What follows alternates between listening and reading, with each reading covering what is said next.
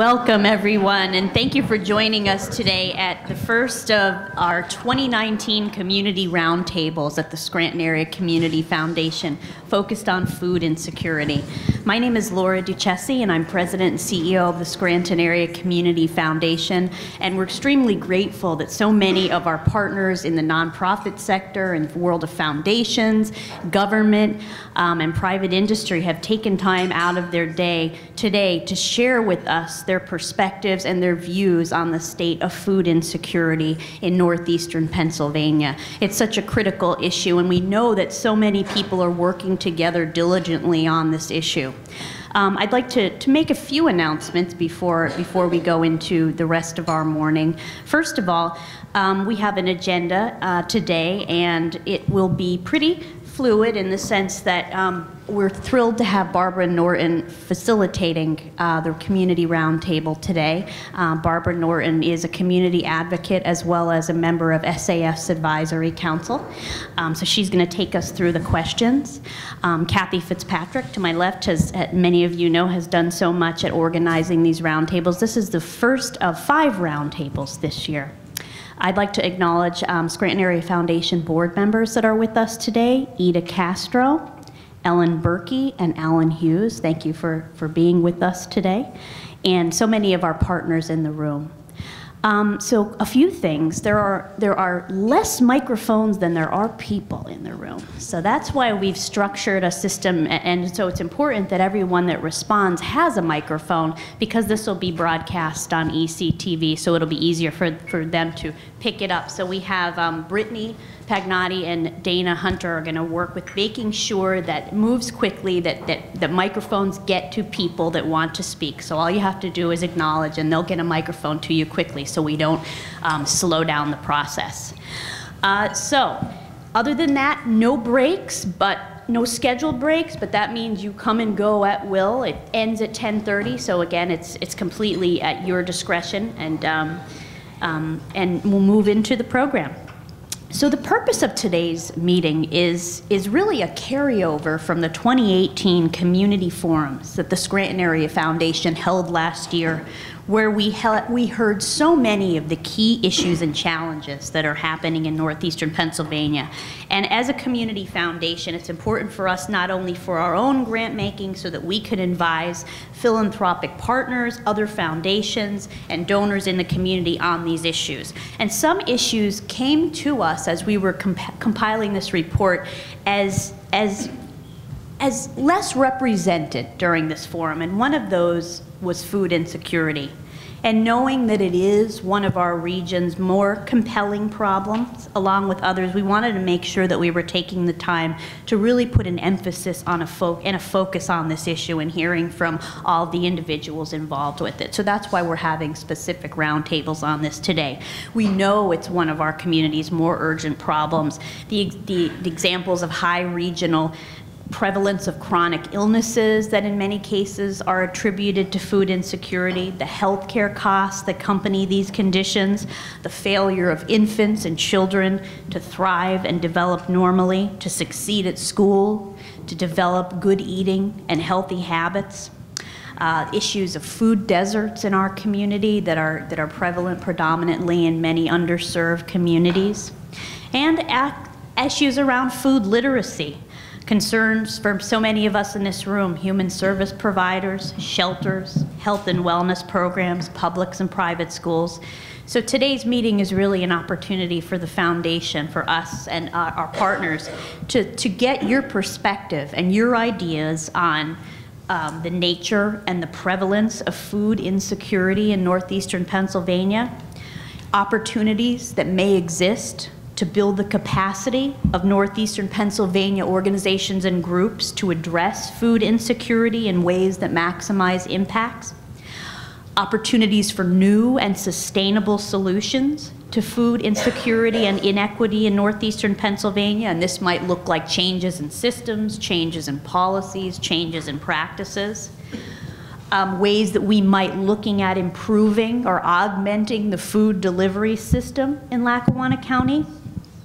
And we definitely want to hear your big ideas to solve food insecurity in our community, and thinking of this as if there were no limits, and we'll talk a little bit about that afterwards. So again, our overall goal is to be able to work closer with you, our partners, in addressing this issue for the purpose of informing our donors, informing other foundations, and hopefully making additional investments in the issues in food insecurity. And with that, I will turn it over to Barbara Norton to begin the program. This is your big practice for the UN Security Council format of interaction, and hope that this setting and these mics and all this won't in any way dampen the exchange of information between all of you.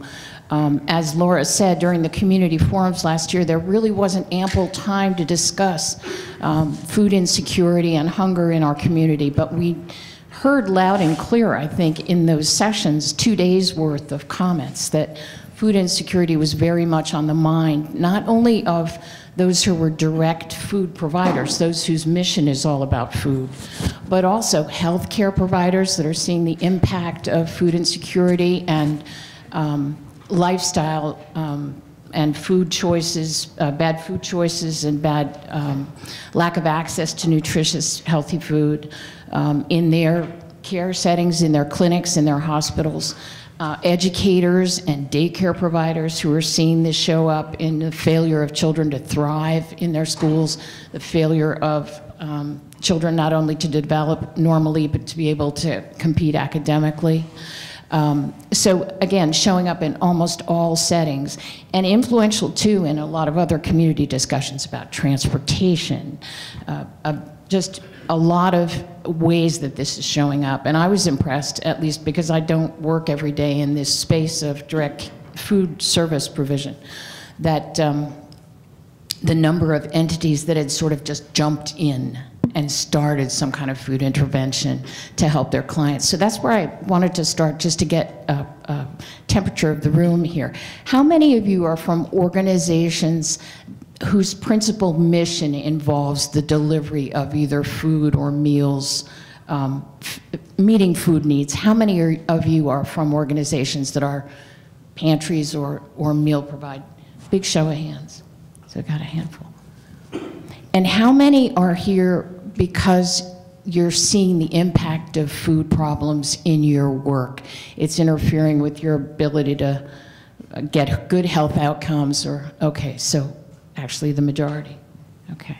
How many are funders and folks who are interested in making investments in better programs and systems? We've got some of those too. So and some are both.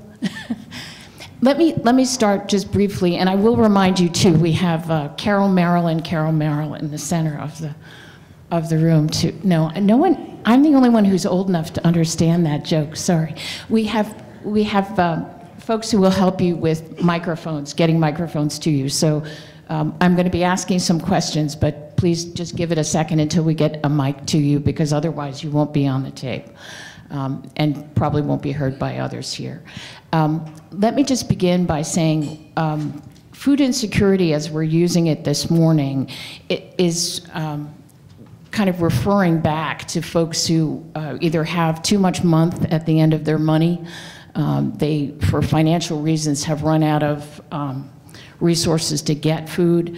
It also could mean folks who just don't have the ability to get to sources of healthy food or to prepare meals. So it runs the gamut, both from folks who are just low income and chronically short of funds, or are making choices between rent or utilities or medicine or medical care and food, and individuals who may have the resources to buy food but just don't have the wherewithal, logistically can't prepare the food or can't get to a source of reliable, constant food. Let me give you a food security definition just quickly. This is a USDA measurement. Lack of access at times to enough food for an active, healthy life for all household members, and limited or uncertain availability of nutritionally adequate foods. Food insecurity may be occasional or chronic and may reflect the need to make trade-offs between basic needs such as housing, medical bills, heat, food, and other daily expenses. I put a few just quick notes on the easel about the extent of food insecurity just as a starter. Luzerne and Lackawanna are kind of on a par, not much different in terms of how they rank in food insecurity. These statistics are from an organization called Feeding USA, which uses statistics that are prepared by USDA. And again, I haven't gotten into all the ramifications of food insecurity. So much of this, as Laura alluded to, involves access, being able to get to a place where healthy food is sold or prepared. So I haven't prepared a lot of statistics, but we do know that about 12.6% of the population in Lackawanna and 12.5% in Luzerne qualify as food insecure. That's about 30,000 people in Lackawanna County and about 40,000 in Luzerne County. And many people think, many of you in the field will tell me that those numbers don't begin to come close to the actual numbers. Among those whose income and whose access to food qualifies them as food insecure, among those individuals, okay, so not the whole population, just the food insecure. Among the food insecure, only about 64% qualify for food stamps, so that's a big gap. In addition, some programs, various food programs, have an 185% of poverty limit. I believe the WIC program is one of those. About 4% of folks qualify for that, but not for SNAP. And about 185%, folks that are above 185% of poverty, that's about 32% of folks who are food insecure, who don't qualify for food programs, food aid. Food insecure children, we've got about 18.5% in Lackawanna County and 19.9%, 20% in Luzerne County. That's children only, and that's about 7,900 kids in Lackawanna and 12,000 kids in Luzerne. That's 24 to 26% of all children can be considered food insecure by USDA standards. And the dollar value of that shortfall, everybody's short. In other words, in terms of the monies that are needed to close that gap, estimating the average meal cost in Lackawanna County at about $3.15 a meal. The shortfall is about $14 million in Lackawanna County and about $20.6 million in Luzerne. So you all are seeing this every day. And I know you can put flesh on these bones, so to speak, in terms of explaining how this plays out in your work. But the first question that we wanted to pose is, this plays out in all of your fields of endeavor. In our current food system, in our current systems of delivery of food, pantries, meal programs, programmatic feeding like in senior centers, shelters, etc. In our current system of food assistance, what's working well and what's not working so well? Where are the gaps? Where do you see the need for improvement? And I'm going to call on somebody who, if somebody doesn't stand up and volunteer, please tell us who you are and your constituent, people you serve. Yeah, consumers. so my name is Clancy Harrison. I'm a dietitian, but I'm the president of the Albee West Side Food Pantry, but I'm also a keynote speaker where I go around talking about hunger to get people to collaborate. And what we do for our food pantry, we see the same people coming in and going, and there's a big stigma around visiting our food pantry. So we've created a food pantry without walls where I see Lori over there. I've taken food to WIC, so when the women are walking in, they see like great, gorgeous produce. So that cuts down on the barrier of transportation, their refrigeration. Just yesterday, we were at Children's Service Center. We go to Summer Meal Park. So I use students. This is one of my dietetic interns, and she will actually take produce out to the people that need it the most. And I feel at that point, that's where we're we're gaining access to those people because transportation's a barrier. And I think it's also the hours that you're open and that stigma are the biggest ones that we see. So you're taking the mountain to Mohammed. You're taking the program to where you know the needs are already bound to be. Right. Like eligible people you know are low income, people that you know are seeking other services. Yeah, and I also consult, like I help, like the Women's with Children's program at Misericordia. You know, their number one thing was getting education, lifting single moms out of poverty, and so getting them out of a toxic situation. They really weren't thinking about food. So partnering with them was a very clever partnership where they're a nonprofit. I set them up as an agency member for Feeding America Network Weinberg Food Bank. So anyone who's a nonprofit, I'm working with a couple other organizations, Volunteer Medicine now, hopefully we'll have a meeting and they will become a member agency. So how do we set up these existing nonprofits as member agencies? Because in my opinion, as a food service director, or as a food pantry president, it's an elderly population in a church. The churches are going away. The elderly we're seeing go away. We can't get a good volunteer pool. The only volunteer pool I can really get are my students who need the service learning, and then we take it out to people who need it to break down those barriers. Yeah. Okay. Hopefully that helps. Others who.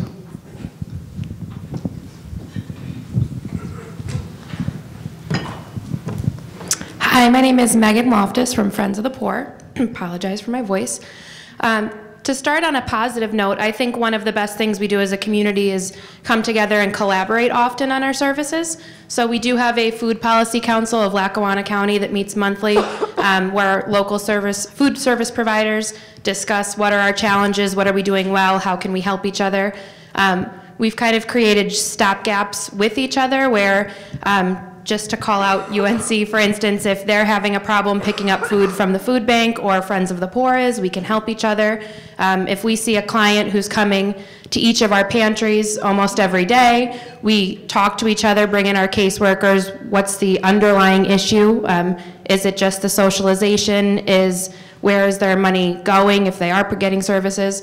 So there are people that fall through the gaps. There are things that we can do a lot better, but I think that everybody in this room deserves a round of applause just for coming here today, for talking about the topic, and for all of the work that we do day to day, not only in our own programs, but together to kind of make sure that that the problem gets better, and that maybe Lackawanna County can serve as a model for other counties moving forward, and how we collaborate, how we deliver food, and what are the social determinants of health that are improving because of that. So you're banding together to kind of close gaps in the system as they crop up. I think we're trying to. Obviously, everybody has limited resources. So working on that, and in terms of bringing food out to the community, you know, Friends of the Poor has 8 food pantries, community food giveaways, mobile pantries, senior food boxes.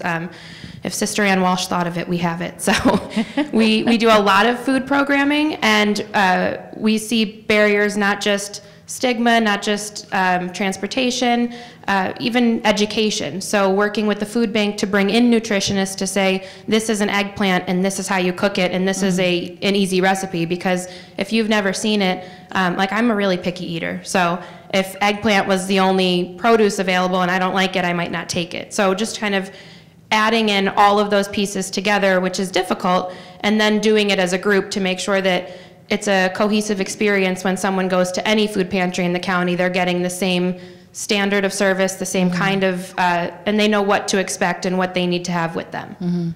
And is that a movement that is taking hold in terms of standardizing having a standard of the product that gets delivered to folks in terms of nutritious food as opposed to convenience food? Funny you should ask, because the SFPP State Food Purchase Program has changed the application that we all do for funding to purchase food, and that's a lot of the push behind it is, are you collaborating? What kind of healthy food options do you have? How are you getting them? So I think that's also been a push for everybody to work together, because your funding's on the line, so we have to. Not that, but we also want to. And I think at the same point, the Food Policy Council has spun off a subcommittee to talk about standardized client registration, not with the intention of turning anyone away, but with the intention of no matter where somebody is in the case of an emergency or what pantry they go to, they need the same items. So they're never turned away, they always get what they need. And hopefully then they can be in a system where if they're out to town and they had several meetings that day and they're on a bus with 3 small children and they think, oh, I need food, and they don't have all those items with them, they're already in the system because they'd visited some pantry and they can still get food on their way home rather than have to figure out how to get there again. Other food providers, or Peggy. Hi, I'm Peg Kupko from the United Way of Lackawanna Wayne Counties. And Megan mentioned the State Food Purchase Program. We're the fiscal agent for that. So there's about $353,000 that comes in to the county through into the United Way as the fiscal agent, and we have a local board that oversees that, the distribution of funds, and it's direct dollars for purchase of food. So it's kind of taken a new role on, I would say, in the past several years, surveying the pantries that we fund. And there's about 8 organizations with multiple pantries underneath that. Because Friends of the Poor would be one organization, but as Megan said, there's multiple pantries under there. So that fund those funds get dispersed. We look at it geographically. We're looking at their hours of operation. We're asking them, where they are, what are the needs. But then something happened out of the blue, and I'll say Jeff Smith helped me with that. And that was the Listen for Good grant, which is coming through the Moses Taylor Foundation. It's a national grant. Ours is a little bit different. I know there's people in this room who are doing it, but ours is really to survey the clients at the food pantry. So we picked 10 food pantries, and we partnered with Marywood University, and Diane Keller over there is running the survey. And we've done we have to do 4 surveys. We're halfway through that. So it's listening to what the clients say they need for that individual pantry. So it's kind of developed more legs on it than I thought it was going to have. We've developed, Moses Taylor Foundation developed posters that go in each of those pantries and say, here's what you said and here's what we could do to get back to you, and they're in English and Spanish. And that's a big piece of this Listen for Good grant, is you have to close the loop back to the consumer. So one of the other things that came out of that is, what if we had a consultant come in and talk to the food pantries about what your clients are saying, what do you see that you could make changes in, and maybe offer a small, small mini grant to assist to say, not buy more food, but what are the things that you need to change your pantry to make it more either client-friendly, accessible for the volunteers, whatever that is. We're looking at client choice, we're looking at hours of service and days of service. So it's a start, and just remember, these are like pantries that get funded through the State Food Purchase Program. There are many pantries in our community that don't do that because they're a niche pantry that serve their church or something along those lines, and they don't really, they don't get State Food Purchase Program, and they're there to serve their clientele. So we'll see what comes out of that. We'll be done by the end of December. Diane's doing a great job, and she has a lot of social work students involved in this. So the gaps might include things like volunteer power. Well, that's one, and the other part so hours of service might be expanded. Well, that could come out of it. The other thing is, could there be like a customer service training for volunteers as well as, because obviously you have to meet the guidelines of the state. We all know that. So, I mean, and they're not for the faint of heart. Let me just say that for anybody who's doing them.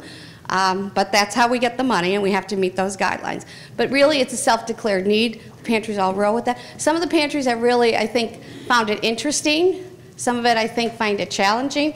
But it's the first time that I remember we really went out and asked the consumers, what is it you think and what is it you need? Right. So that's happening now. Does anyone want to speak to the people who are not, are served by systems but aren't served by the pantry system? Are there others who see in your settings, in your clinics? Oh, I'm going to share this microphone down here. Because I can get here first. Oh, good. Okay. Hi, I'm Dawn Talley, and I work for St. Joseph's. So I work with mildly intellectual disabled adults that live independently. The majority that I work with live in Mulberry Towers. So there's elderly, and then there's some younger ones. Something that happened recently with the government shutdown was that they received 2 months of food stamps in 1 month, and then they weren't going to get anything the next month. So these are people who are cognitively challenged and do have somebody that work with them, but limited hours. Like they only get 10 hours a week or 20 hours a week. So that was a big, big problem because unless you were with them, they didn't know that they couldn't go swipe the card. And then you have a whole month that you have nothing. Another one, I do have a client who's in her 60s. She's physically disabled, intellectually disabled. She worked for a very long time. She does not receive food stamps. I do believe that they do deliver senior boxes to Mulberry Towers, but this woman also, if she's not with somebody, does not eat. And this is a big problem because she has a set amount of hours from St. Joseph's, and that's it. And then she spends a lot of time alone, like on the weekend she's not with somebody. And unless somebody's with her, she doesn't understand how to prepare food. And I don't even know, like she gets Meals on Wheels, I don't think. But this is an example of what's happening with this population, the special needs population in this area. And I Certainly, see, yeah, it's a big, huge problem, and I don't think people are really aware of it.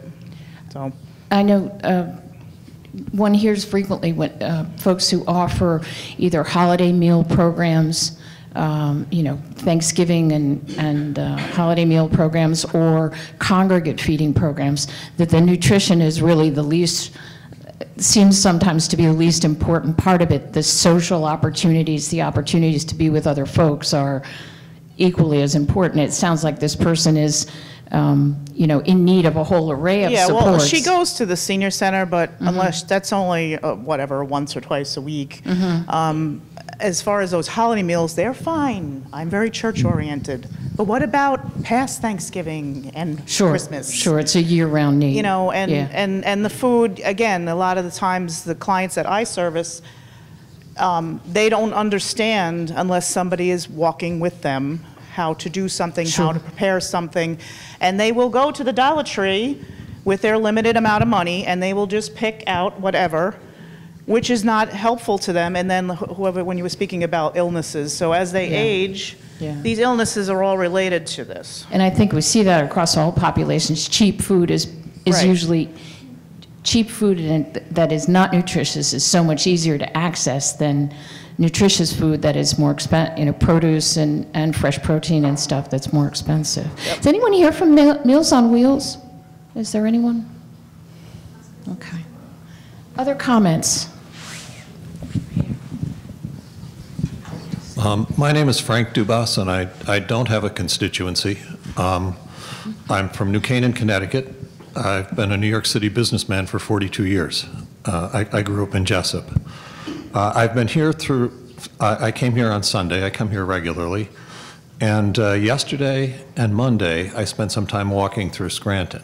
And I walked in the Hill section, and I walked on Cedar Avenue.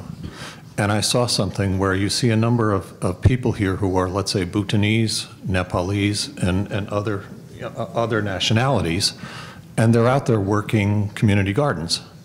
And you see that they're planting things there. I have no idea what they're planting, okay, but you could tell it's food. And you could, if you're on Cedar Avenue, you could see that if they have 6 feet of land between the front of their house and the sidewalk, they're planting food, okay, or some sort of plants there. And I look, and it's mainly women who are doing it, but I look and I say, well, let me change gears for a moment. I also walked by a McDonald's on Wyoming Avenue, and I saw 6 cars lined up at the drive-through, okay, ready to take out orders. I look at this immigrant community and I see the potential to keep a generation eating healthy food through different activities such that they may be planting and doing things like that, as opposed to losing a generation going to unhealthy food. And I don't mean to criticize any particular fast food organization, because I think if people are no longer hungry, they're in a good shape. But I do see that there's quite a bit of opportunity, okay, in a city like Scranton to help a population. And I started this by saying I'm a businessman. And I would look and say, and as such, I look at end games.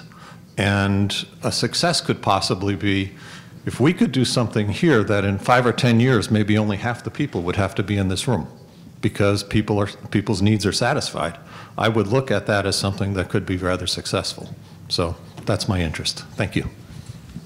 Other comments on the current system?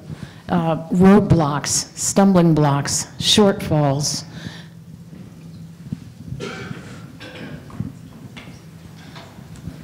My name is Kathy Regan, and I'm from Keystone Mission, but I work in Luzerne and in Lackawanna County.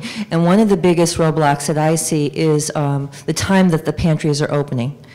And right now I'm trying to open a large mobile pantry in Lackawanna County that is either open in the evenings or on a Saturday, because what's happening is that we have a lot of families that come through.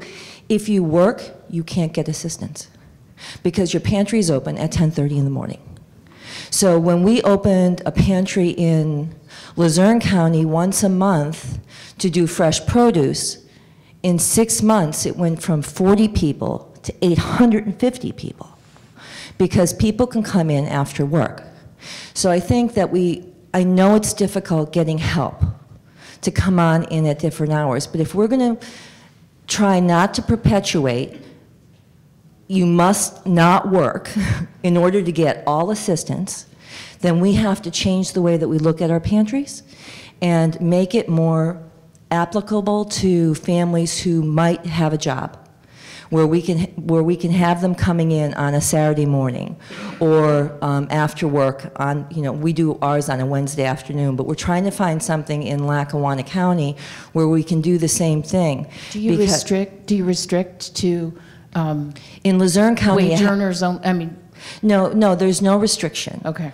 From my experience, most people who come in looking for food, because of the stigma of coming into a food bank, generally need it. And looking at Luzerne County, just what we're doing there, we use a system where we can track everybody. I run an Excel sheet. I want to see how many of the same household are trying to get them. And that's integrated with other pantries and agencies, or that's just your own? That's just our own. That's your own internal? So I'm for seeing if we can figure this out where we can all work together. But I ran an Excel sheet and said, okay, how many of the same addresses coming through? And most of the same addresses were coming from multifamily units. Sure. So it was different senior housing projects. We get a lot of seniors that come in. We're right in the middle of Sherman Hills, so we get, have that all be the same address. So you'd be in a position to help an agency or an organization that wanted to do an intervention like a food literacy intervention or and I'm listening to all of these things, and they're right. We're getting food that comes in, we had a Gaylord full of spaghetti squash in Sherman Hills. They had never seen a spaghetti squash before. So it was, and at this point the food bank is working so that the system that they're using, that we can go and print off a recipe, but up until then they hadn't had that. I mean, we had to go and print something off ourselves, and then had people saying, those were delicious, we'd never had them before, because it's easier to go into the Dollar General. And one of the things that, I think because I work in Wilkes-Barre and in Scranton, is that you have to understand that with the limited amount of money that people are getting on their food stamps, it's not just making the change between paying for your utilities. They're selling their food stamps to pay for their cell phone. They'll take someone into Walmart and say, I'll let you buy $50 worth of groceries if you give me $30. So that is something that's happening that we just have to, I work with it's an income problem. And I work with children who come in and they're hungry. They're hungry after work, and I know they're going home to an empty house, and they are getting assistance. But you can't get healthy food at the dollar store. You're just not going to get it there. Right. So I think that if we're going to open our food banks, we really have to think about encouraging people to work. So that's going to mean changing the hours of your food bank. Let me just ask, are there others here from, how many of your organizations are active in Luzerne County? It's primarily 1, 2, 3, 4. So primarily Lackawanna County is what? Do we have systems that effectively cross county lines on some of these issues, or no? It sounds like they're mostly county-based. Hi, my name is Tamra Hall, and I work at St. Joseph Center.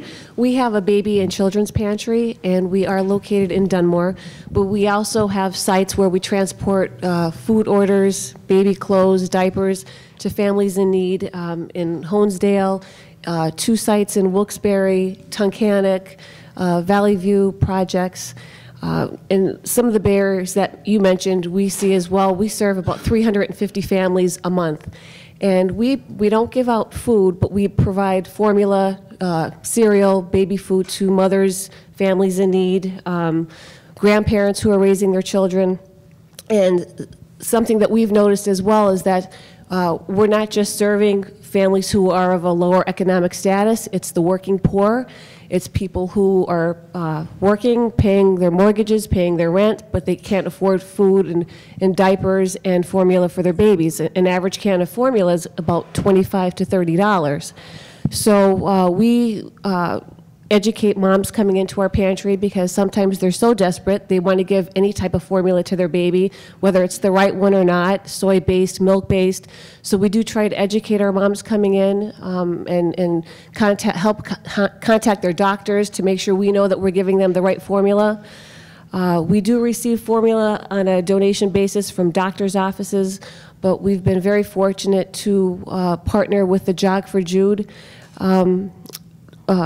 campaign, and we do receive a portion of the money that they receive for the SIDS research, and then we purchase formula, and we give out the formula for free to anyone who needs it. We will never turn away any family member, whether it's a father, a mother, foster parent, grandparent, aunt, uncle. If the baby needs the formula, we will provide it to them. So we do try to provide it once a month, but we do see multiple visits coming in from the same families, and we'll never turn them away. So some of the barriers that people seems to be the theme throughout everyone's presentation is that the objective is to get everyone served regardless of. And what we're starting to do is we're extending our hours because we do see people who are working that can't get to our pantry that's open from 8:30 to 4:30. So we've extended our hours monthly, and now we are considering, we're going to be opening up Saturday mornings for people to come to our pantry. So the gaps you identified, if I just kind of feedback on what I've heard so far, you're talking about hours of service being an obstacle, which to me means volunteers, manpower, having people to staff the operation. And we're so fortunate. We have 60 volunteers that work at our St. Joe's Baby Pantry. So no one's really saying it's lack of product so much as it's lack of wherewithal to get the product to where it's needed. And it's a lack of transportation from the family. So that's why we're going out to other sites to transport it for them because they can't get to our Dunmore site. We have others who want to. Lisa? Let me.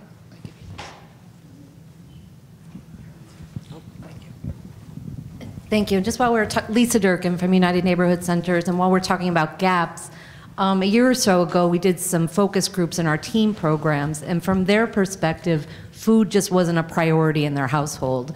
They witnessed their parents struggling to keep the lights on, to pay the rent, to keep their jobs, and they just saw it as if food landed on the table, it happened and it was good, but it wasn't on the top 5 list of things that needed to happen in their house. So I think the prioritization, the other things that are happening in the household are coming ahead of it and making that another gap. And UNC. It's on. Oh, I'm sorry. UNC is with the constellation of programs that you have under that umbrella. You're dealing with all of those issues together: the money management, the cooking, That's food right. literacy. And we saw it happening. We have a food pantry. We have all of those programs, so we're serving the adults, but we wanted to just look at it from another perspective and actually talk to the teens who were starting to allude to a problem with food in the house and starting to identify food insecurity in their own words. And so we had these focus groups and talked a little bit, and that's what they felt was happening. Their parents just couldn't make it happen. Ida.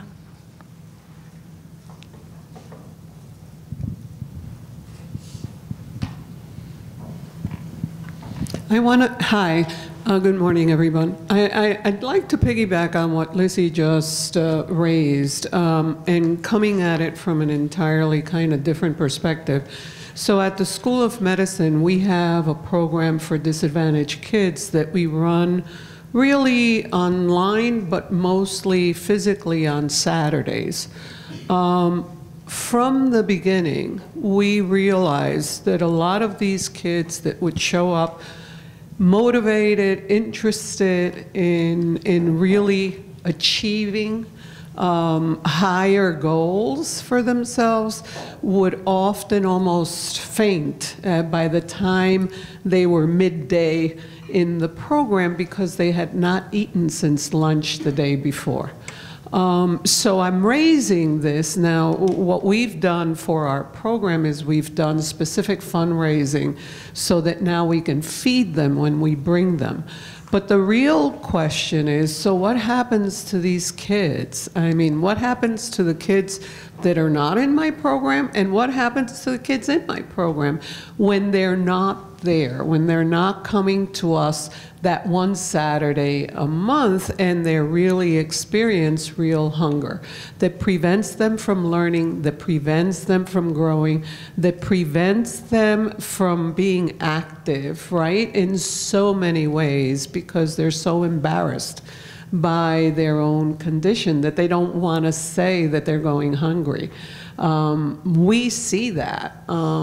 So I think that thinking about programs that extend beyond the Monday through Friday, programs that, like Lizzie said, look at this question from a child's perspective and then begins to address the family issues, but really to protect the children, because that's the investment in our future, right? So if our kids don't learn about nutrition and don't know how to manage, right, the complexities of all these benefits, because kids don't know where to go get food unless a friend invites them to their home.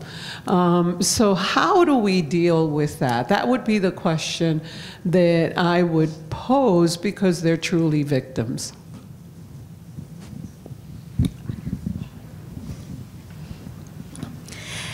Good morning. I'm Andrea Lahiri. Sorry, I'm losing my voice. I'm Andrea Lahiri with Indra Loka Animal Sanctuary, and I'm grateful to be here with all of you today. I'm sure many of you, when you hear me say I'm with an animal sanctuary, are wondering what I'm doing here talking about food insecurity for humans.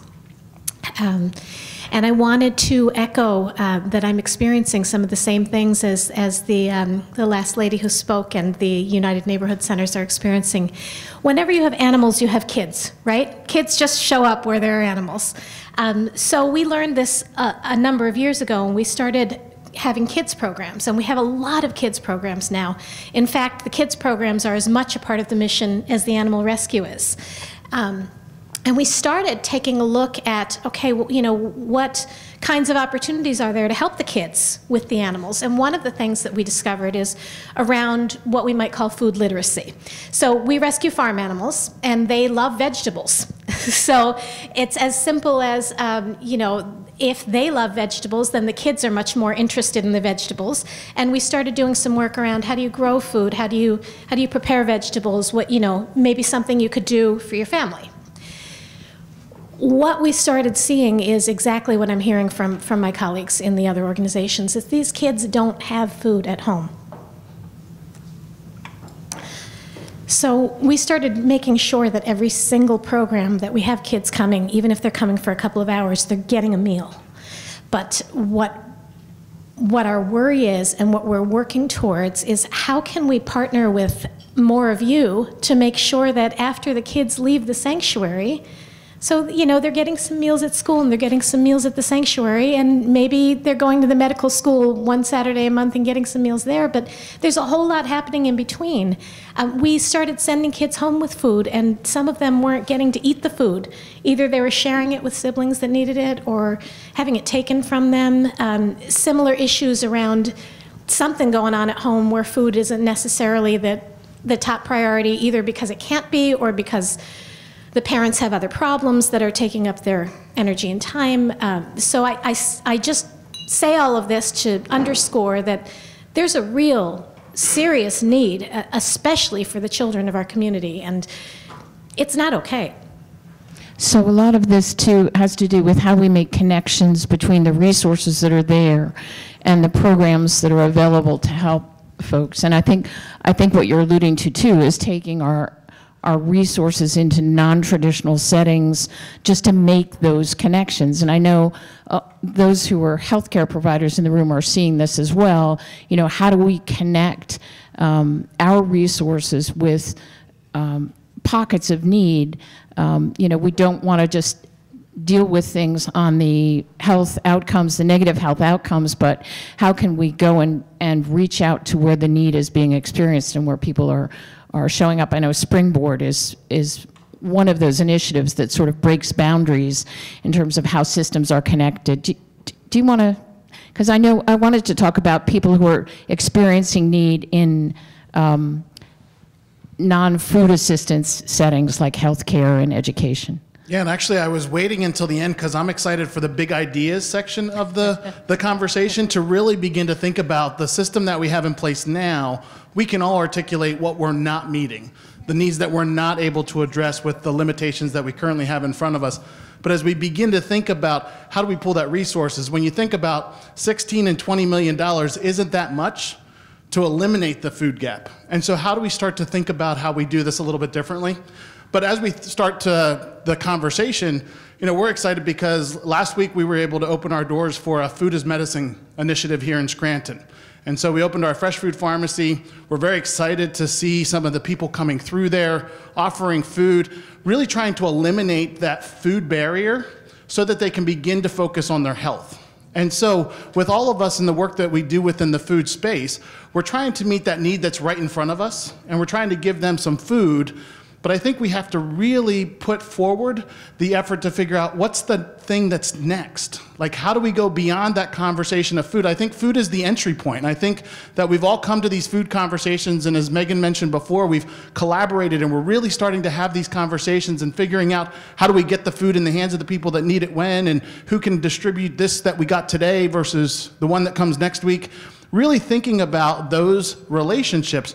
But now can we kind of take a step back and say, how do we help with that other piece? And so you have programs like UNC that are pulling in some of those other components, but how do we start to do that everywhere so that if they're coming to the animal shelter, we're helping them to get access to that food? So I think that part of this conversation needs to help us move to that place of we're all doing really good work. We should be proud of the stuff that we're doing and the food that we're getting in people's hands.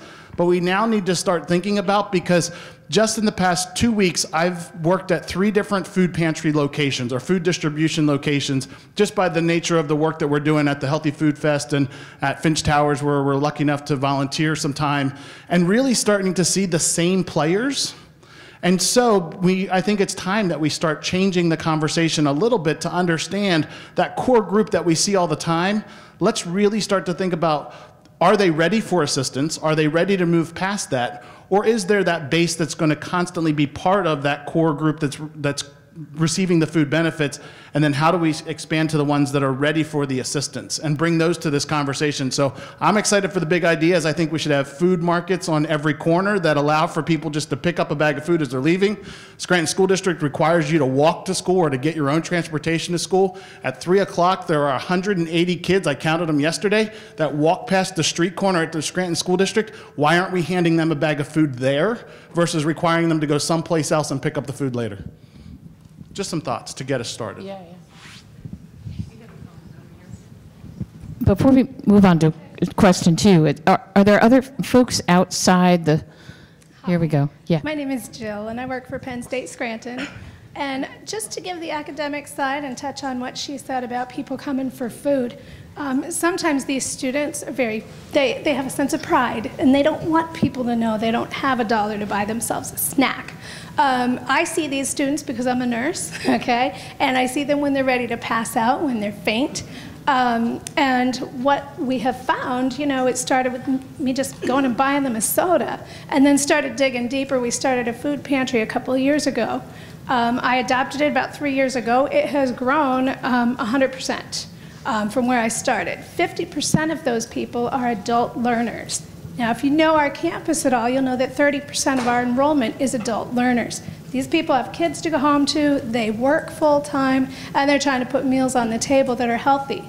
The barrier for me is risk management does not allow for us to put fresh produce out. I do it anyway when I get a donation. However, that's a line we've just got to deal with at the time. 50% of our enrollment receives state grants, okay? So that just tells you about the population and the amount of money that people have coming to school trying to make things better for themselves. They can't do it if they're hungry, okay? So these people are coming to me. We're having some success in how we address things, like I'll just put a pop-up food pantry and put things for a grab and go. It takes a little bit of it gives them a sense of pride where they could just grab it and then leave and nobody has to know they were there. And the people that are afraid, I tell them, look, this is not your turn. I said, after you receive your degree, you can give back in some form sometime down the road. But right now, take advantage of the wonderful donations we receive. So this is your chance to advise. Oh, I'm sorry. Go ahead. Good morning. I'm Tricia Thomas, and I'm with the Boys and Girls Clubs of Northeastern Pennsylvania. And I just wanted to touch base on the children that we see. We serve children in Lackawanna and Luzerne counties.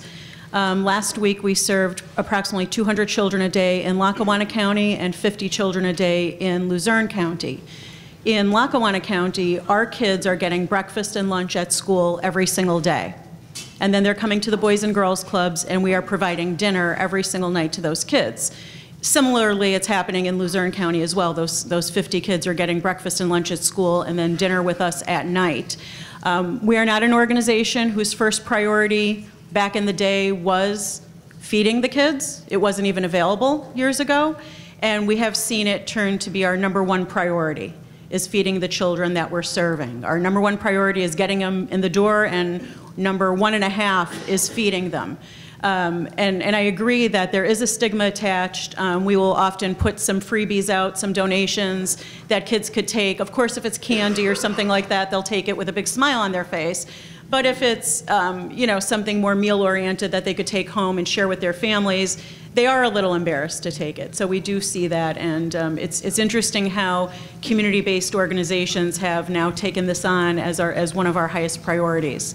And we have a lot of challenges in getting the meals. We don't really have the capacity to prepare them on our own, so we have to rely on other agencies to bring them to us. There's often delivery fees involved with that. We have staffing to be able to hand it out properly and meet all of the guidelines and do everything so that it's safe for all of the children. So things have changed a lot over the last several years. So this is, oh, I'm sorry, go ahead. Good afternoon, everyone. I'm Sandra Roberts, the Executive Director of the Bread Basket, which is a 36-year-old interfaith mission-driven pantry sites. The problem which we are having is that we're outgrowing. The system is moving faster in which we can provide. Our pantry sites are in small walk-in closets that cannot provide the services in which we need. I personally would like to go back to the conversation like think big, and I would really like to think big. I would like to see a hospital that is named Food as Medicine. I would like to see the first floor being a grocery store. I would like to see the second floor being a social place where ready meals are made and people can eat. I would like to see the third floor deal with seniors that have problems. I would like to see the fourth floor that treats children and eating disorders and children that have problems psychologically and cannot get food. I would like to see a department of dietitians. I would like to see a department of doctors. I would like to see us build a hospital that will end some of these problems. I would like to think really big where there's no stigma. It is called a hospital. It is food as medicine.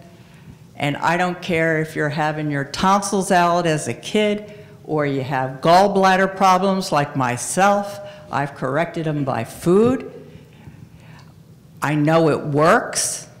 I know there are complications, and I know that doctors can say you need to go beyond food, but I would like to see a hospital built in Scranton where we change this in a huge amount of way, where we have everything warehoused, where we have everything inventory brought together, and people collaborate as professionals. I think that we can do this. I think that we can set a standard in the United States for having one of the first hospitals that actually concentrates on diseases, poverty. I don't have room for refrigerators. I see all these problems that everyone is talking about in the room, okay? And if we make it so fantastic that they get their meat, they get their vegetables, they get their eggs, they get their this, they get their that, all in one place. We get a transportation company that is willing to bring them from Carbondale, from Old Forge, whatever. Make it so darn good that they can't go any other place.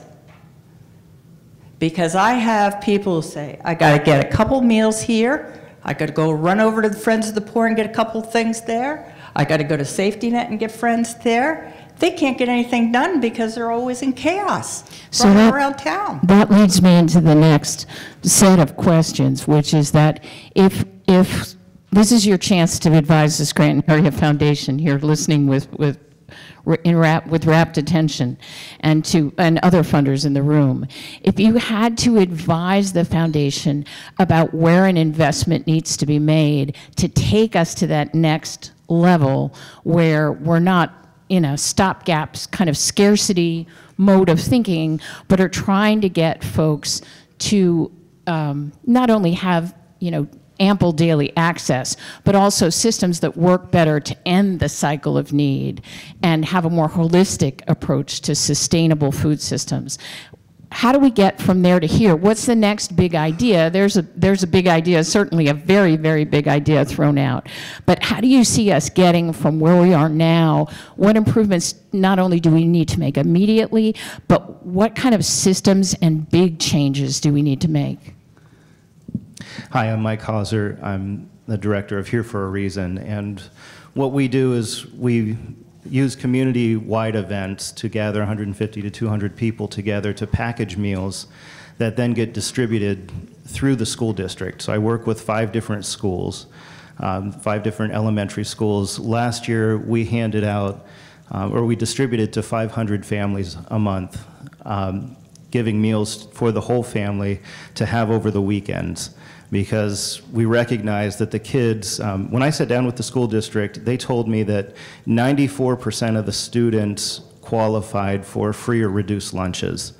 So there is a 20%, that 20% of food insecurity is there, but 94% of the students in the district do qualify for free or reduced lunches. In the 5 schools I've worked with, 85% of those students live at or below poverty level. So when you see those numbers, 20% doesn't seem as big as 85%. But what I've had the opportunity to do, in addition to handing out meals, we've had the opportunity to sit down with every principal at the schools a couple times a year and just talk to them about how do you see your schools functioning? What is going on here, and what can we do to engage with your school itself? By and large, every principal has said what we've seen is the schools have become the community resources. They've said that these schools, education is secondary at this point. Education is what comes after we're giving kids food. We're teaching them how to make good choices with food.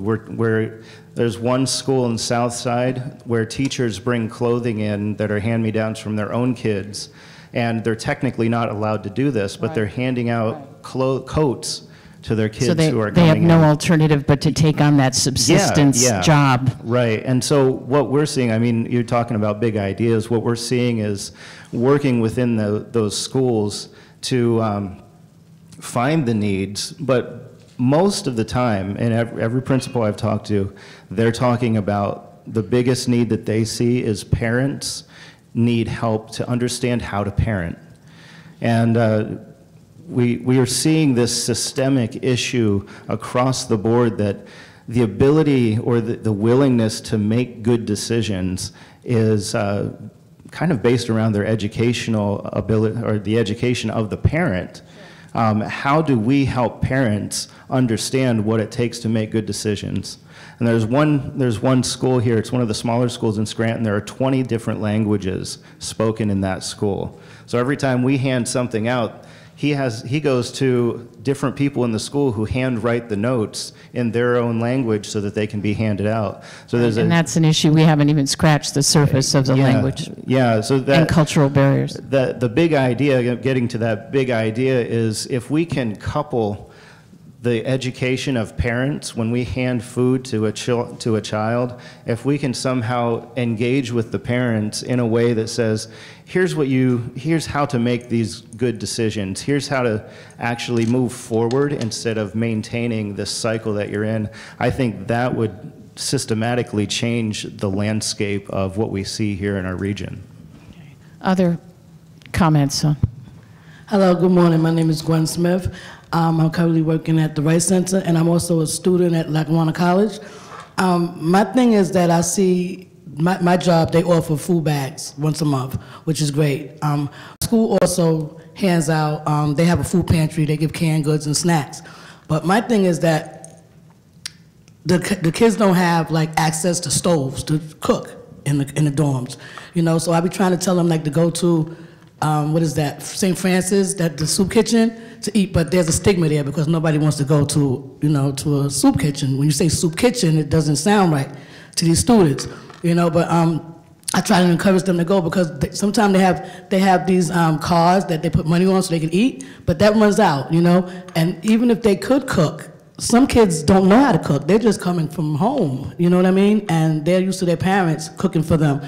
So I just try to do a word of mouth thing to have these kids know that there is resources out there where you can go and sit down, you can eat something, you know, and don't be afraid to eat because we have to eat, you know. So that's all I wanted to say, that, you know, it's so like there is places for them to go and eat. Yeah. I'll just worry about the students sometimes because I'm a student as well, you know, and I know how it is not to So we've heard about, we've heard about the in school, the younger kids who are already, you know, who are in school every day. It's also the adult students and the higher ed community that's seeing that among their population. Other things that respond to this big idea that take us to maybe another level of having a greater impact as a community, either by collaboration or by some kind of new intervention, new investment. Good morning, and thanks for inviting me to this. I've really been learning a lot. I have the privilege of representing St. Francis of Assisi Soup Kitchen, and we really appreciate the referrals. Keep them coming. One thing that I've learned, that in addition to the 100,000 meals that we're privileged to serve a year at the kitchen, we also have a client choice food pantry. And that pantry is very successful. We're very blessed with the amount of donations we have to the pantry, but we're limited by the volunteer hours. To ask somebody to stay in one place for more than 4 hours, take that time out of their day, is hard. So we're only open Tuesday, Wednesday, and Thursday from 10 to 2. If we had more volunteers or we had paid staff, then we'd be able to address more needs in the community. So my big idea, and I'm taking a leap of faith and jumping out there are a lot of pantries in northeastern Pennsylvania. I couldn't tell you how many there are. I can't tell you where they're located. But when any of us want to take a vacation, we call Trivago, we search Expedia, and all of a sudden we have 100 choices of different airlines, different hotels.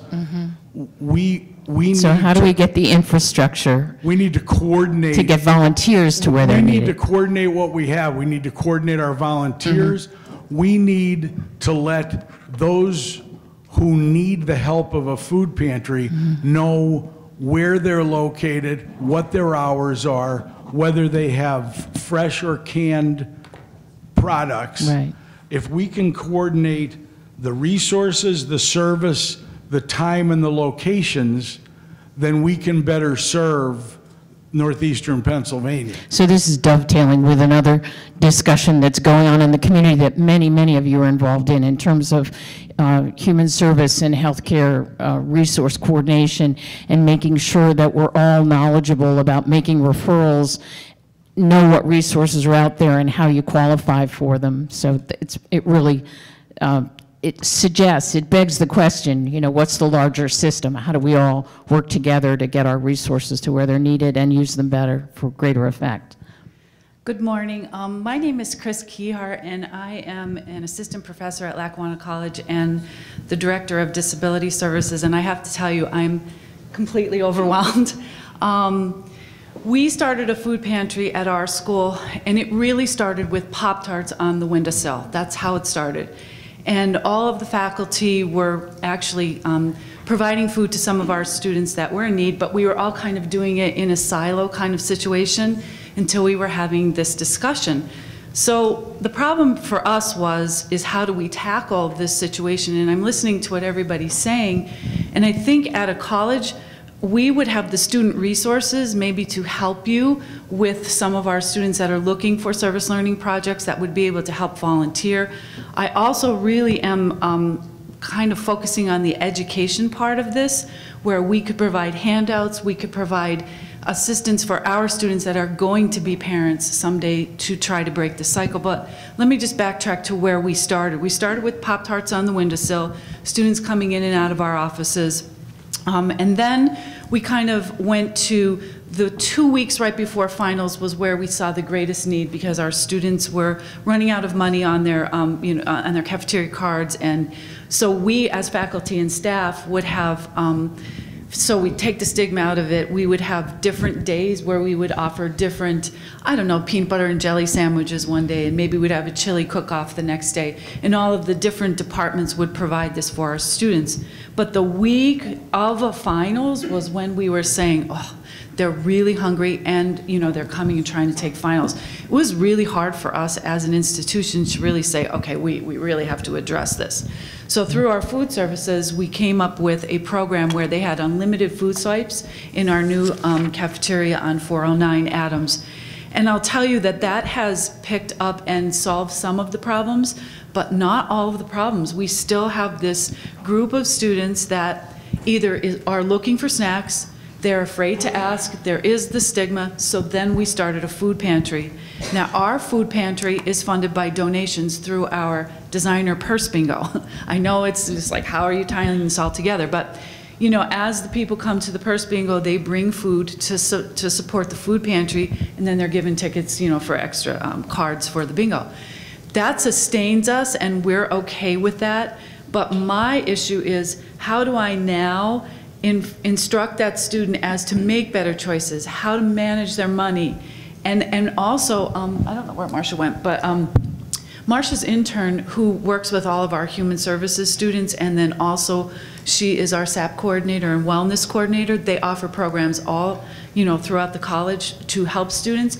But her intern came up with a list, exactly what you were saying over there, that we have a master list now of all the agencies that are providing these services. Because I have to tell you, when the weather was really bad and some of our students were seeking shelter and food, they didn't have anywhere to go because everything was filled, and we didn't know what to do for them. So we shouldn't all, each of us, have to do that exercise independently. Right. We should be networked to the extent that we can have an always on tap index to what's out there in various areas. What's out there, maybe one of us could create handouts for resources to help these people. It seems like we're all doing that. I don't want to cut off the discussion of individual agencies and what you do. I think what the foundation is looking for now is what what's your recommendation for things that change our system in ways that really change the landscape in a meaningful way? Hi, I'm Megan. I'm back. I don't want to not answer your question. I just want to start off with, there is a list of all of the pantries and the services that we all provide. It's actually on Scranton Area's website, as well as the food banks, that lists where all the pantries are, what their addresses are, what services we provide, what days and hours we're open, and it's a geographical map, so you can see where it is in location to you. On to big ideas. Maybe this is more of a personal problem, so you can take the mic from me if it is, but in thinking of expanding our hours and serving more clients and meeting those needs, volunteers aren't the first thing that come to my mind. I mean, Friends of the Poor is largely run on volunteers. We're probably 95% volunteer power, but I don't want to volunteer there all day on a Saturday. I want a caseworker. I want someone who's listening to my clients and saying, well, why do you need food today? Not, again, not in a judgmental way, but did the money all go towards rent? Get to the heart of the problem rather than just plug the gap. Do we need to send you to the budgeting courses at UNC? So one thing is the capacity of my agency to pay a caseworker. Another is benefits. Smaller agencies like mine do not have the ability to provide a competitive benefits package. And 3 is the availability of somebody to fill the slot. It just took me 3 weeks to find a part-time pantry assistant, and there weren't a lot of great applicants at first. I really had to hit the streets and find people. And I think when I graduated from the University of Scranton and then I went to Marywood, I was full of all these ideas that I was going to set the world on fire and make this huge difference. And then I went into economic development, and no offense to anyone who used to work with me, but that was soul-sucking. So now I'm back with my clients every day and feeling like I'm making a difference, but how do we educate people who are entering the workforce, coming back into the workforce, looking to make a career change, that this is what we do every day. Maybe it's not as lucrative as the private sector, but there's trade-offs and it's fulfilling, and you do make a difference every day. And so trying to get more people into the helping professions and trying to get better counseling for folks who are maybe chronically in need. And even just telling students at the local colleges, you can be an accountant for a nonprofit, you can be an accountant in a for-profit field, but here are the trade-offs in what, when you're an accountant in a nonprofit, you're not just paying the bills, you're making sure these people are getting fed as well. I see someone patiently waiting here. 2 people patiently waiting. 3. Good morning, I'm Shannon Brown. I'm wearing a couple of different hats this morning. One of the organizations, or one of the initiatives I've been working with is the Greater Scranton Homeless Coalition.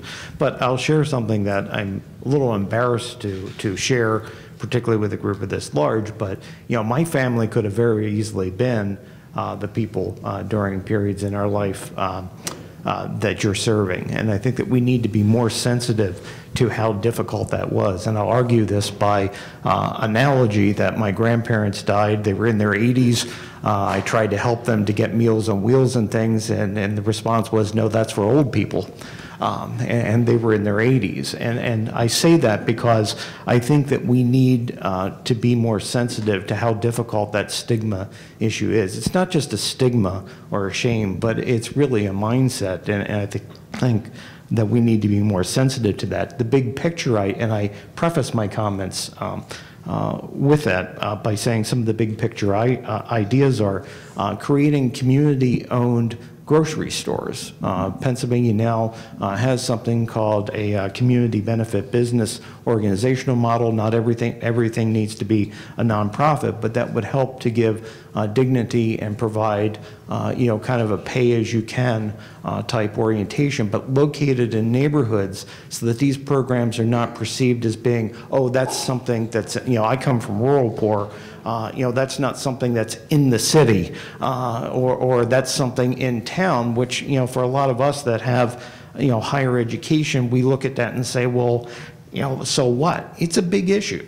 So if stigma is one of the chief stumbling blocks that we see, then maybe part of that is making sure that not only is the service more consumer friendly and sensitive, but also maybe the involvement of the education system, the hospital, the healthcare provider, lessening the stigma by putting the service in areas that don't have that stigma. You're not going to a food bank. You're not going to a. Well, and that's why I'm saying the community-owned grocery store Yes, model yes. might be something that gets you around that Yep. stigma, but it also provides employment opportunities for people, and people can pay as they And go. more like a retail store. Yeah, and along with that is also focusing on resurrecting our local farming, not agribusiness, but farming in our area, which is something that it's extremely difficult here to get locally produced foods. And you can have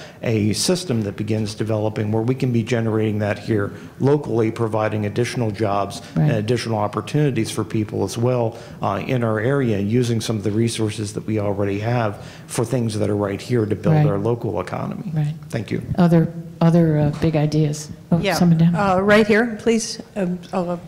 Okay. Yep. Hi, I'm Jane Rissy with the Greenhouse Project. Shannon, I agree completely about that. I was on my way home from somewhere yesterday. I ran into what used to be a grocery store to get a vegetable. I literally could not find a fresh vegetable in that grocery store over in Southside. So that was a real disappointment to me.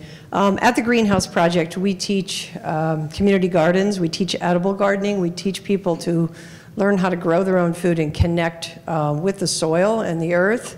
And we also do advocate for local farming and food systems. I think we're also trying to head in the way of helping people connect that right at the garden site to learn to prepare the food in kitchens. So we look for funding and we look to increase that.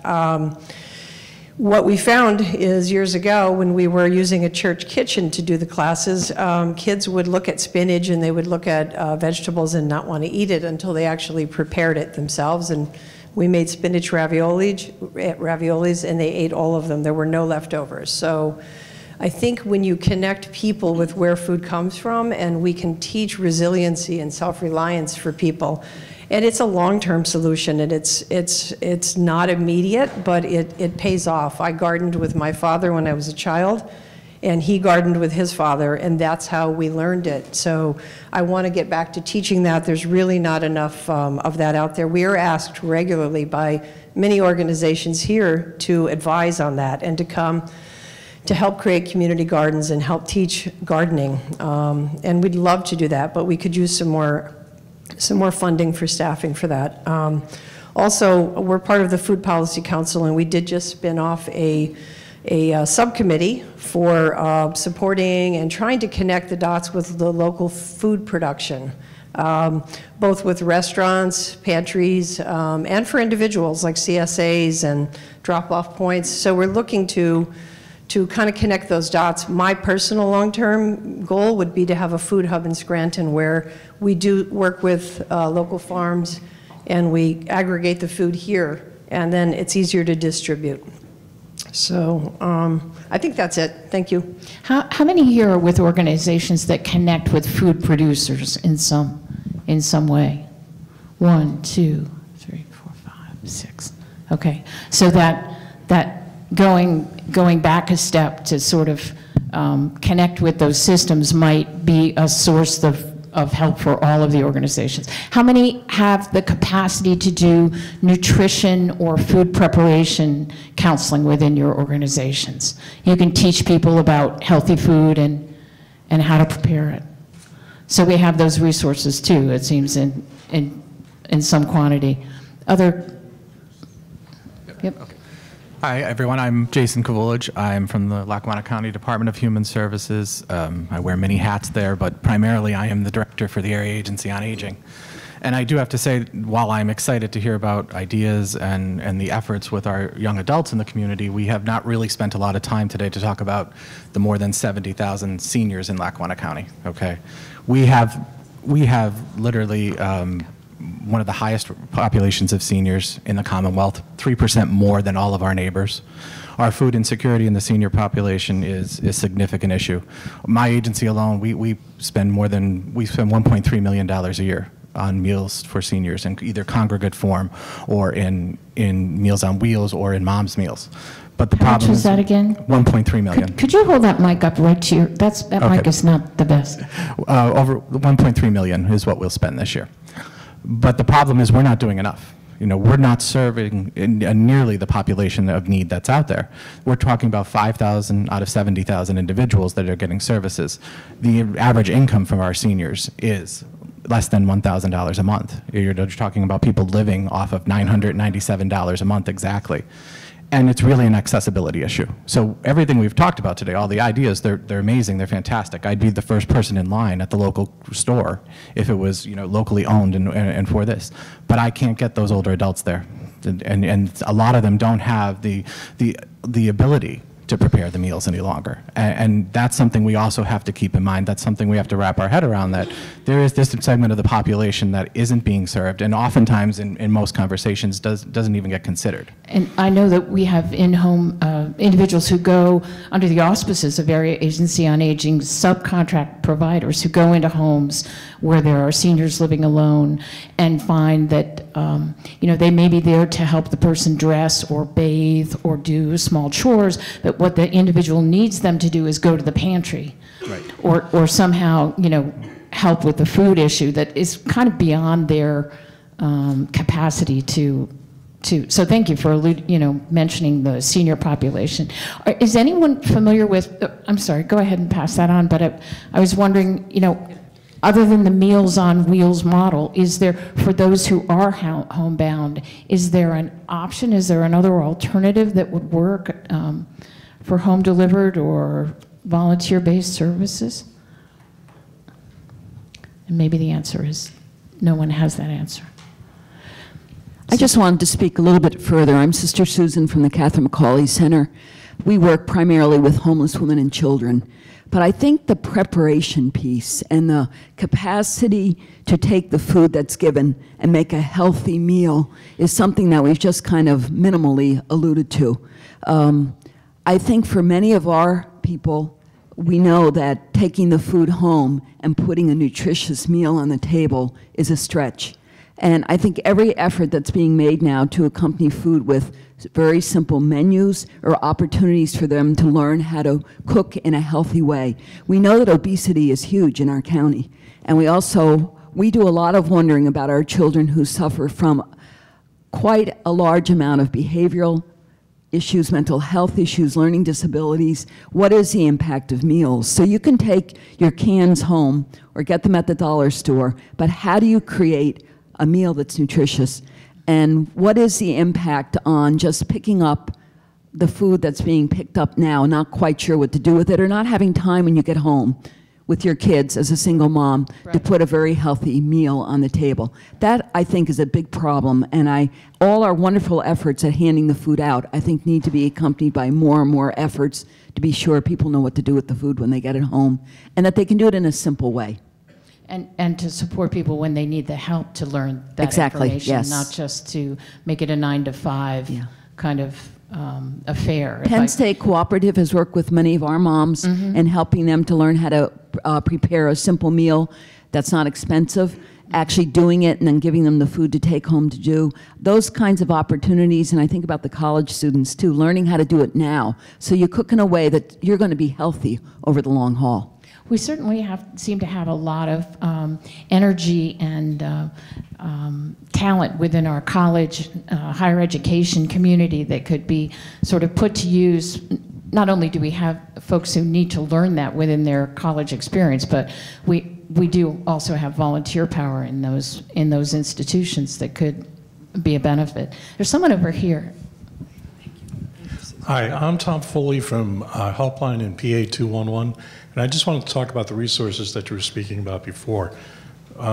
We cover basically 17 counties within northeastern Pennsylvania, but the database that we work with covers the entire state. If people don't know, we were partners with First when they were up and running for a while, and when they decided to disband their operation, we took over for them at that point. So we've been providing information and referral services to Lackawanna County since then. But we do have a list of all the food pantries basically throughout the state, that their hours are listed, their days are listed. All people need to do to find that is, well, two ways. You can call or text us, and we'll be happy to answer those questions for you, tell you about that. We're open 24/7, so somebody's always there. The other way you can do it is looking at our database, and I probably shouldn't say this, but it's not very user-friendly. And we're working right now and trying to get that, possibly looking at a different database, but since it covers the entire state, we have to work with the entire state to work on that, and it's a slow process. So the easiest way is, if you're looking for any of that information, just call us. And with PA 211, it's only 3 numbers you have to remember, so you can dial that. So you could, if I dial, you can tell me where to go, who's eligible for a specific food service. Okay. Things like that. Okay. The only thing I want to mention to people is, if you're calling from some businesses, larger organizations, hospitals, schools, things like that, you won't be able to dial 211. You would have to dial another toll-free number or our local number.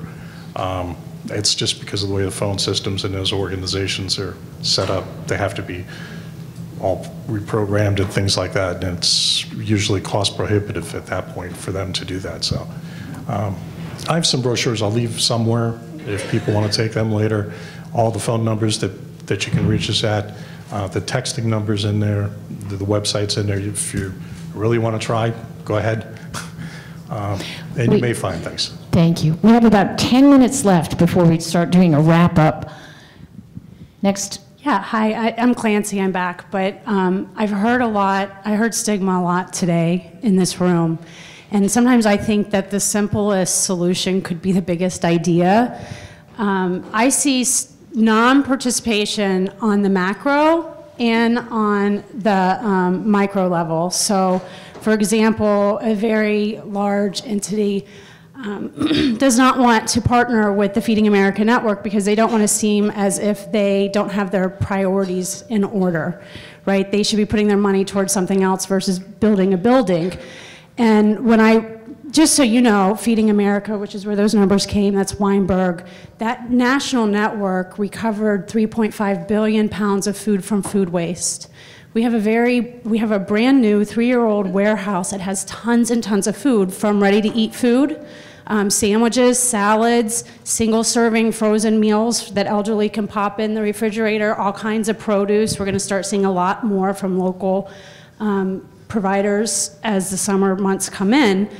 But we have the food. The issue is how do we get that food to the people that need it most?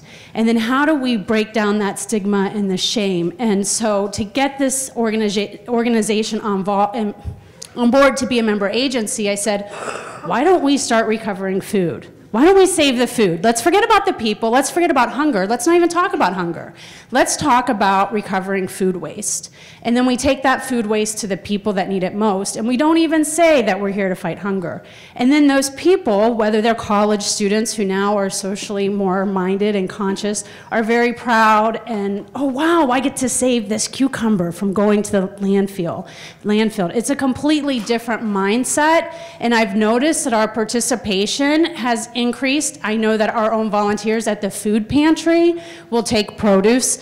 When we have pop-up produce stands and we are marketing it that way, everyone's excited. So I think just changing the words, but also know that we have, if you're a nonprofit, you can become a member agency and you can just go pick up cases of Kind bars.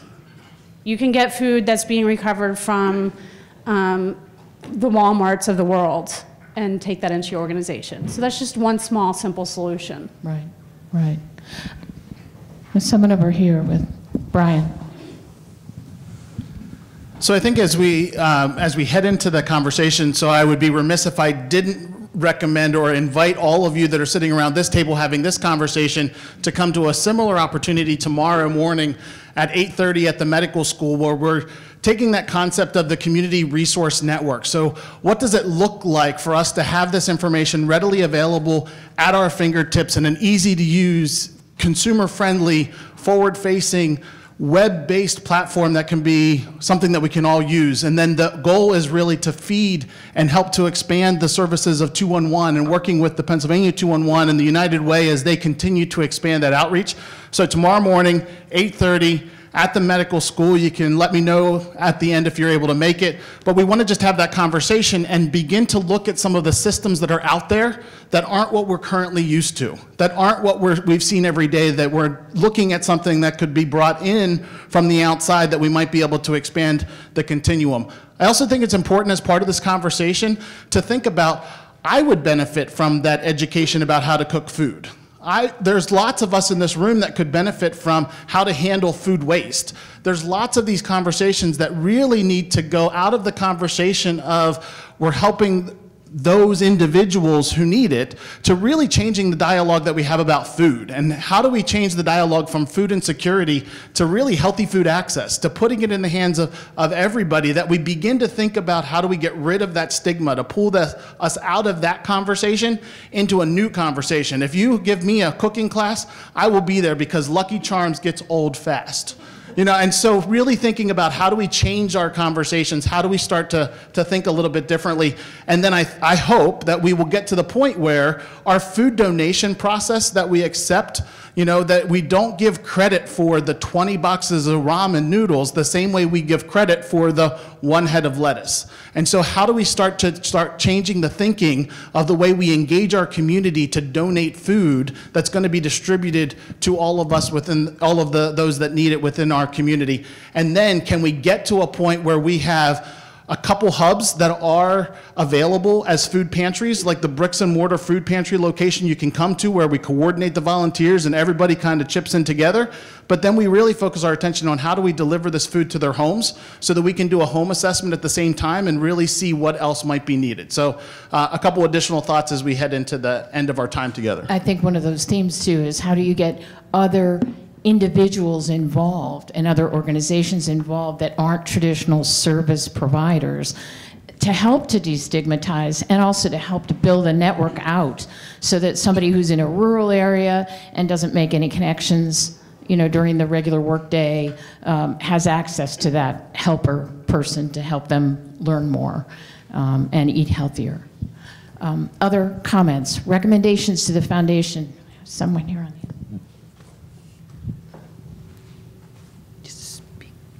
I just wanted to piggyback off what you were saying. So as I'm listening for the past 2 hours, I hear the big thing with volunteers and I hear the big thing with education. But what I'm hearing is that everybody's working independently. And so I'm thinking that this roundtable discussion is the starting point to move forward to people to work together.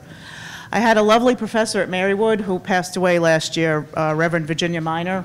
She was with the Presbyterian Church. She used to say that her observations of this area, now this goes back generations, was banding together for death, dying, and disaster. So what are those? Those are reactive. So it has to switch from reactive to proactive.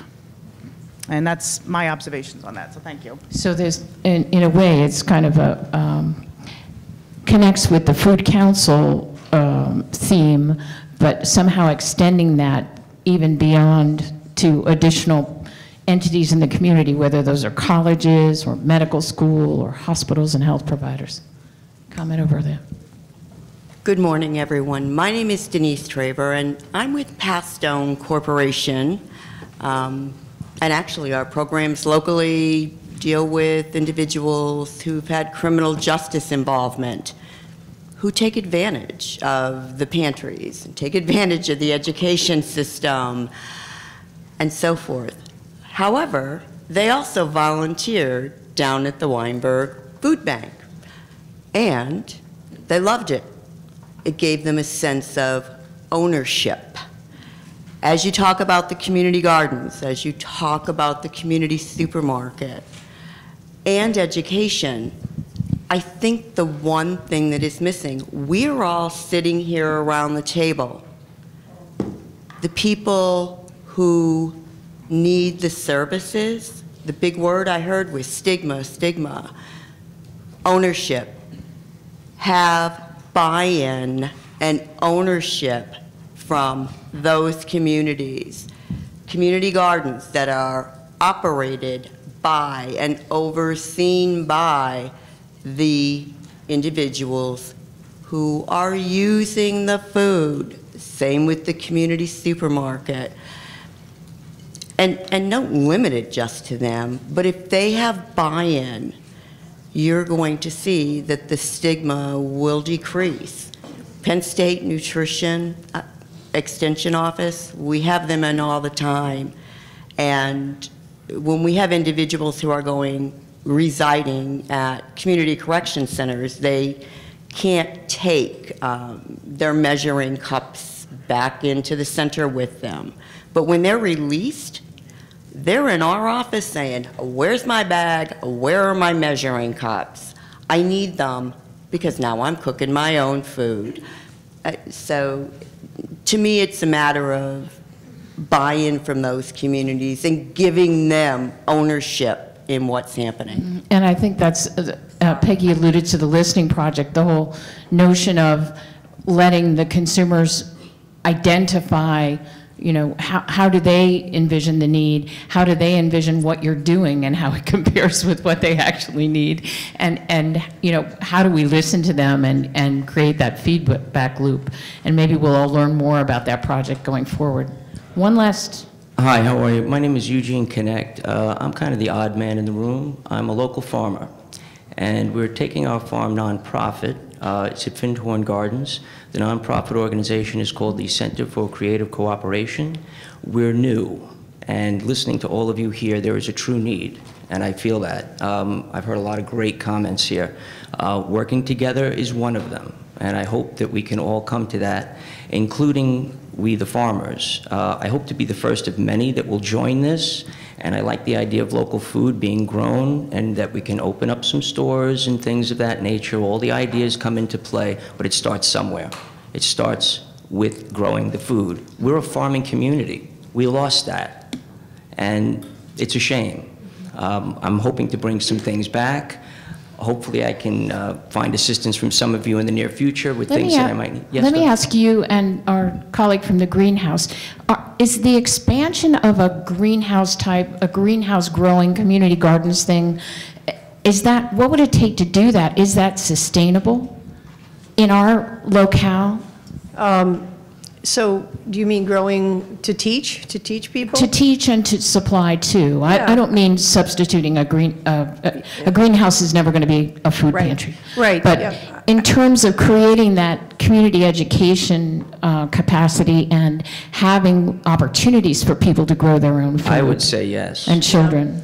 I think our local agriculture, there's potential there. There's still so much farmland, and there's a lot of struggling farmers locally. So I think supporting them and looking for a way to have a market for them and, you know, guaranteed place to sell their products like a CSA or, you know, or a farm store. But also by teaching the skills and by having area community gardens and connecting people with food, you get them to realize, yeah, I could go to a farmer's market and purchase this. So as a group, preventing disease that way long term. Sorry. So as a community, if we tried to say put all our buying power together to try to work with a farm community, broadly defined, I don't mean any one farm or any one group, but could we? Is there a way proactively we could make that connection? I believe so. There was an existing model for 5 years in Wayne County. They were aggregating food together and distributing it through several counties. And they had just turned nonprofit, and sadly they did go under after 5 years. But they were very close to a model that was repeatable. And I feel like we could do some of that here in Lackawanna County. Comment on that topic. Thank you. Yeah, that's entirely feasible in this area. There's actually the Loxawaxen Food Hub, which is still in existence, that has resurrected itself. This is entirely feasible. We've worked with Sun Garden Greenhouse Project, that this was in Wisconsin, that provided jobs for people with developmental disabilities. So you have win-win-win with these types of projects, but it does take some capital to get them.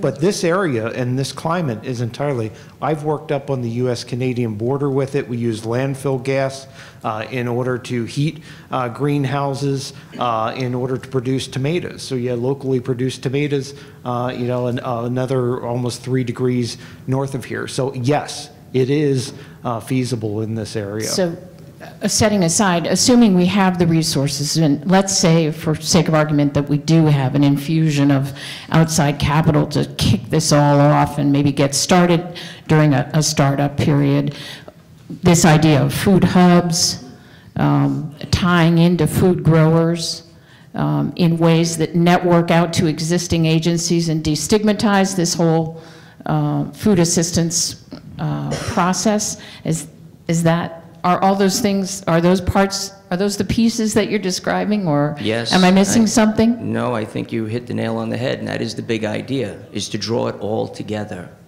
That's the problem.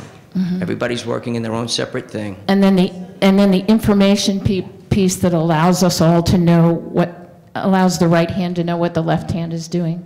Yes. So when the farmer needs, assistance with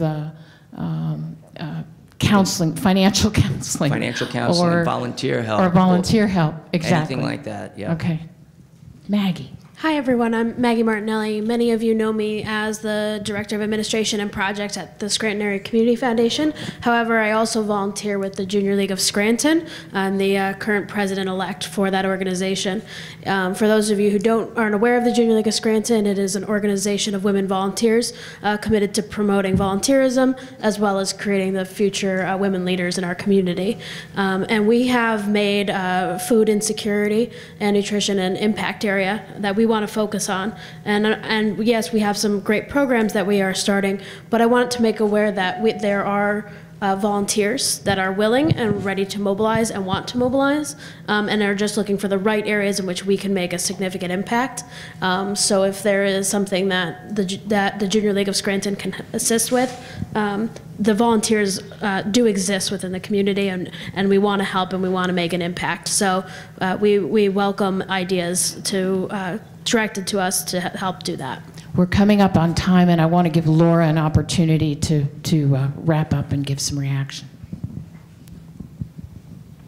Thank you. Thank you all for all of your guidance today. It's definitely eye-opening, and I'm sure is going to be impactful not only for the Scranton Area Foundation, but for other funders in the room, from foundations, individual philanthropists.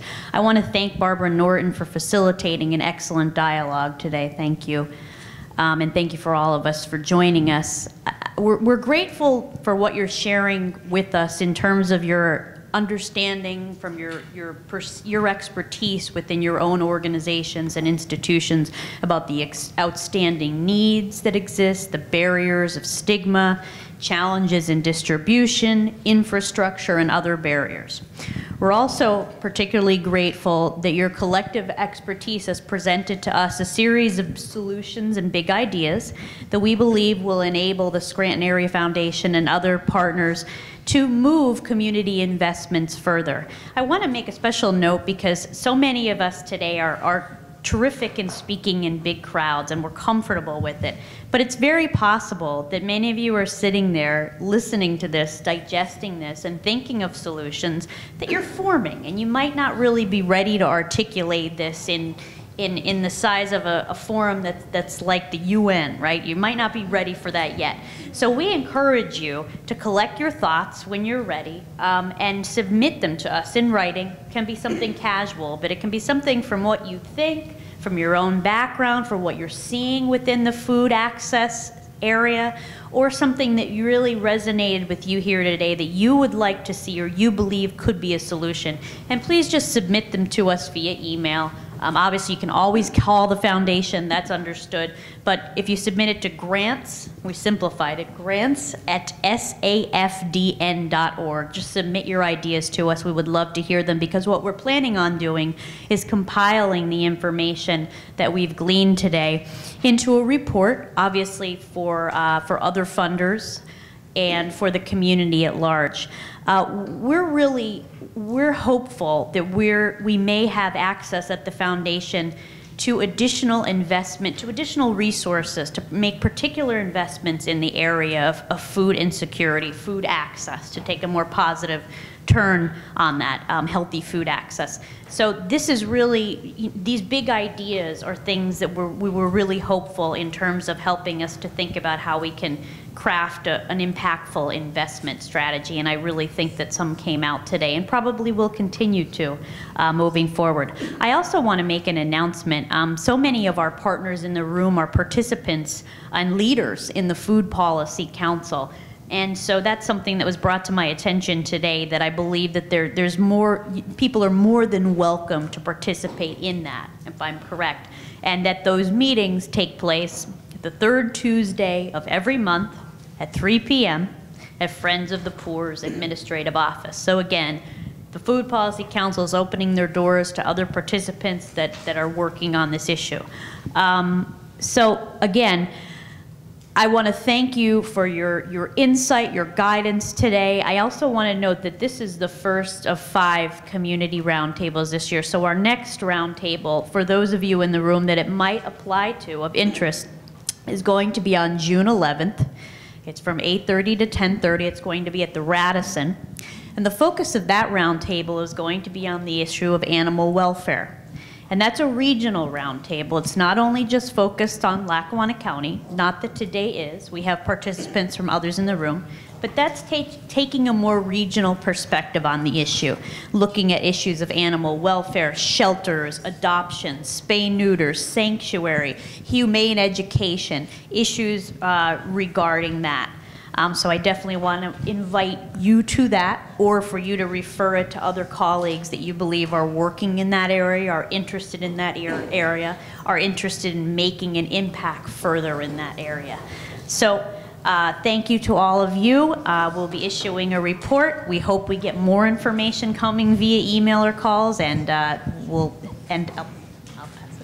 And maybe one note is just in the feedback, in the notes that come out to all of you, I think we'll include a list of everyone who's been here today and contact information in case you want to follow up and dialogue with each other, because there are so many connections between, you know, the volunteer resources, the information and referral hub, the meeting that you're having tomorrow, and service coordination. All of these things hopefully will produce additional good connections going forward. Thank you so much for your participation.